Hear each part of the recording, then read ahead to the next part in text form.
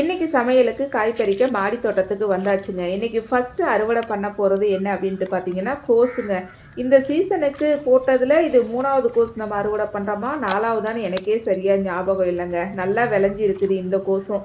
போன தடவை சொன்னேன், போன தடவை கோஸ் நல்லா விளைஞ்சிருக்குன்னு. அதை விட இது நல்லா விளைஞ்சிருக்குதுங்க. அருமையாக இருந்தது.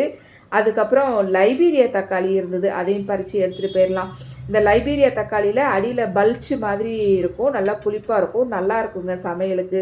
அது வந்து நிறையவே இருந்தது இன்றைக்கி. அதையும் பறித்து எடுத்தாச்சு. அதுக்கப்புறம் பார்த்திங்கன்னா ரெட் பியர் டொமோட்டோ இருந்தது. இது வந்து குடம் தக்காளின்ட்டும் சொல்லுவாங்க, பல்ப்பு தக்காளின்ட்டும் சொல்லுவாங்க. அதுவும் இருந்தது. அதையும் பறித்து எடுத்தாச்சு. கூடவே பார்த்திங்கன்னா மலேசியன் நீட்டு கோவக்காய், வரி கோவக்காய் 2மே இருந்தது. அதையும் வந்து பறித்து எடுத்துகிட்டு போயிடலாம். கொடியெல்லாம் பார்த்திங்கன்னா இலைகள் வந்து கொஞ்சம் கருகி இருக்குது. அதெல்லாம் கட் பண்ணி விட்டுட்டு கொடியோட வேர் பகுதிக்கு கொஞ்சம் மாட்டு எருவோ இல்லை மண்புழு உரமோ கொடுத்தோம்னா நல்லா மறுபடியும் குபில்னு காய் வைக்கும்.